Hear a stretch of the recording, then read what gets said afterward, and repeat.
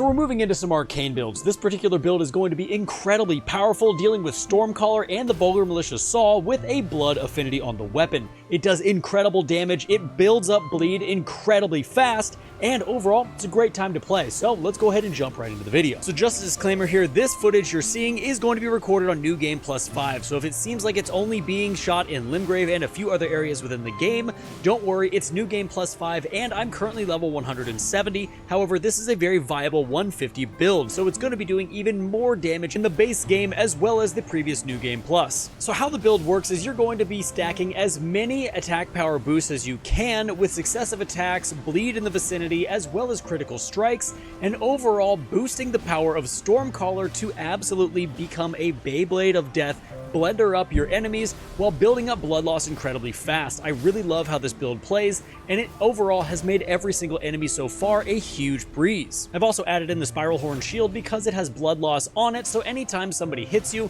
that's going to help build up the blood loss if you want to use this in your offhand. Using the shield is also going to allow you to break their stance while you parry, as well as get those criticals off, which we're also going to be boosting. So as stated before, we're using the Vulgar Militia Saw. This is very easily farmed by some of the Vulgar Militia here on the map in Caelid. You can get there very early by taking the portal behind the Third Church of Marika, and you're also going to get a ton of runes from this early game, so this can potentially be your very first weapon, and you can get carried by it pretty much until the end of the game. So what makes this weapon so good, especially when you put a bleed affinity on it, is it's going to have 139 bleed buildup. This stacks incredibly fast when using the Stormcaller Ash of War, which is why I've put the two together, because it really does decimate everybody. With physical damage at 258 plus 291, and a dex scaling of B and an arcane scaling of D, you're going to be able to pull some really good damage from it, and its scaling isn't terrible either. It also has minimal required attributes with strength 15 and dexterity 13, which further emphasizes its ease to use at the beginning of the game. Now the Spiral Horn Shield is a very fun shield to use. It's got 45 blood loss on it, which means every single time somebody hits you, they're going to take a little bit of bleed buildup. But I am using it for the parry Ash of War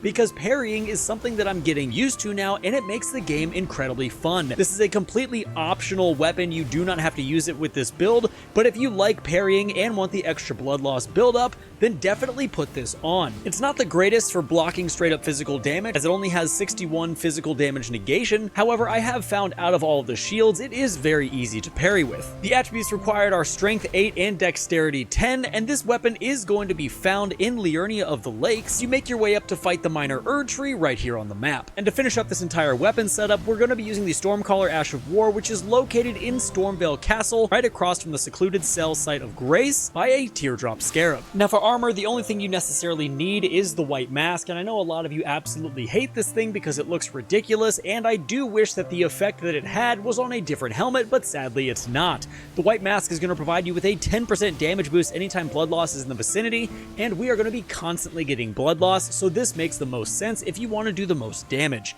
Now moving on to our Talismans. Our Talismans are going to be really awesome and fun to use, allowing us to spike our damage incredibly high as we're making our way through the lands between. So first and foremost, we're using the Lord of Blood's Exaltation, which is going to give you a 20% damage increase anytime blood loss is in the vicinity. This is also going to stack with the White Mask and one of the tiers in our Flask, allowing us to spike that attack power like crazy. Next up, we have the Rottenwing Sword Insignia. If you don't have this, you can use the Milicent's Prosthesis, but the Rottenwing Sword Insignia is going to greatly increase the attack power of your skills, giving you a 13% increase in your attack power, which, yes, is going to stack with the rest of our attack power items. In slot number 3, we're going to be putting the Dagger Talisman, which is going to increase those critical hits by 17%. This is going to be really nice, especially when we have our Spiral Horn Shield equipped, getting off those parries, getting those massive critical chunks of damage off. This is a very good talisman to use here. If you don't want to use the shield or focus on parries and critical attacks,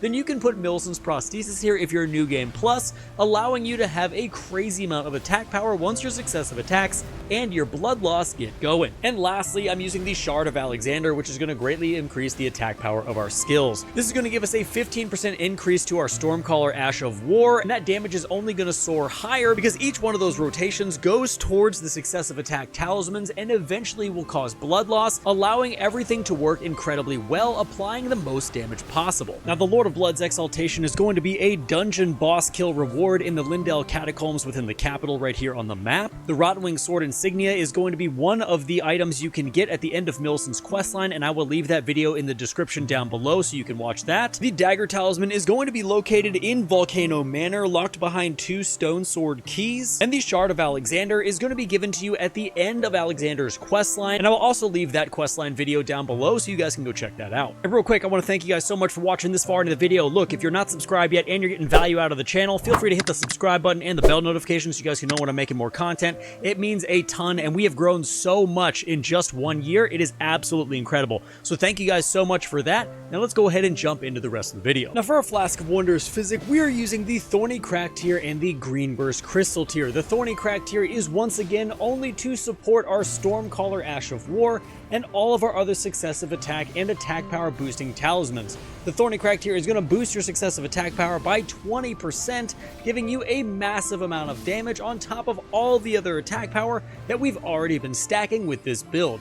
Now, for the Green Burst Crystal tier, the reason that I'm using this one is because it's never a bad idea to have some stamina recovery. This is going to boost your recovery speed by 15 per second for 3 minutes, so you're definitely going to be recovering stamina a lot faster, and Stormcaller does eat away your stamina very quickly, so this is an excellent tier to have as number 2. The Thorny Crack tier isn't going to be found until the very end of the game in the consecrated snowfields after you kill the Erdtree avatar right next to the Erdtree in the north right here on the map. And if you want to grab the Green Burst Crystal tier, you need to head east from Limgrave and go right to the minor Erdtree as soon as you get to Caelid, right next to the Smoldering Church. Defeat that Erdtree avatar and the Green Burst Crystal tier will be yours. And lastly, we need to talk about buffs and stats for the build. So when it comes to your buffs, I'm currently just using Flame Grant Me Strength because I accidentally didn't put one more point in Faith to use Golden Vow and Flame Grant Me Strength. So if you can achieve one more point in your Faith, definitely use Golden Vow and Flame Grant Me Strength to give you a 15% damage negation buff as well as a 35% extra physical damage buff.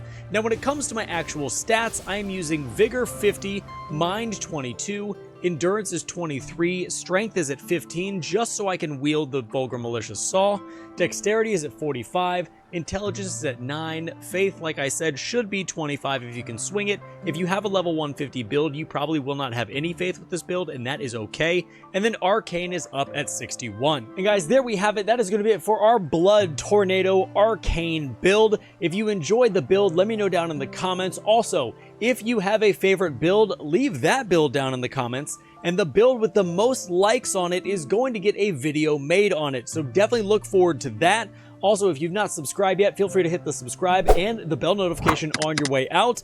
And if you want to catch a stream, I stream Tuesday nights here on YouTube at 7:30 Eastern. And with that being said, guys, thank you so much, and until next time, stay safe, enjoy the game. I'll see you in the next one.